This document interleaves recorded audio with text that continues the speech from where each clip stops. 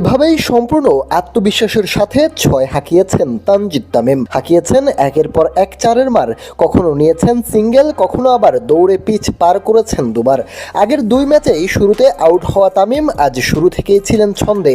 Bat হাতে তুলোধুনো করেছেন আফগান বোলারদের। শুরুর 9 বলেই 19 রান করা তামিম পাওয়ার প্লের শেষ দিকেও ছিলেন দুর্দান্ত। পাওয়ার প্লের পর রান চেপে যাওয়ার পর 10ম ওভারে তার ছয়ের মারটি ছিল দলকে বুস্ট করার মতোই। যদিও ভালো শুরু করেননি এই আসরে, প্রথম ম্যাচে মাত্র 14 করেন 18 বলে, আর পরের ম্যাচে ফেরেন শূন্যতেই। তবে আজ যেন নিজের নামের উপর সুবিচার করতেই নেমেছিলেন তানজিদ তামিম।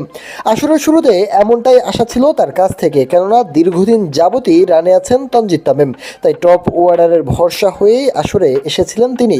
যদিও নিজের নামের প্রতি বিচার করতে তৃতীয় ম্যাচ পর্যন্ত দলে থাকতে হলো তার। অবশ্য এক্ষেত্রে ভূমিকা আছে তার বদলে যাওয়া পার্টনার সাইফ হাসানেরও। তামিমের সাথে সঙ্গ দিয়ে দারুণ পার্টনারশিপ গড়েছেন সাইফ। যদিও তার ইনিংসটি ছিল কম স্ট্রাইক রেটের, তবে তানজিদকে বাঁচিয়েছে বাড়তি চাপ থেকে।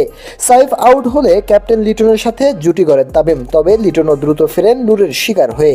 তবে এরপরই নিজের অর্ধশতক তুলে নেন তানজিদ তামিম। দলকে শক্ত ভিত করে দিতে নিজেকে উজাড় করে দেন এই ওপেনার। আগের দুই ম্যাচে বাংলাদেশ মন মতো খেলা উপহার দিতে পারেনি, কেননা ওপেনাররা নিজেদের প্রমাণ করতে পারেনি। তবে আজই যেন ছিল উল্টো চিত্র। শেষমেশ 31 বলে 4টি 4, 3টি 6-এর মারে 52 করে ফেরেন তামিম। তামিমের ইনিংস তখনই কার্যকর হবে যখন বাংলাদেশ এই ম্যাচে জয়লাভ করে টিকে থাকবে। তামিমের এই ইনিংস তখনই কার্যকর হবে যখন বাংলাদেশ এই ম্যাচে জয়লাভ করে টিকে থাকবে সুপার 4-এ যাওয়ার দৌড়ে। শরীফুল ইসলাম,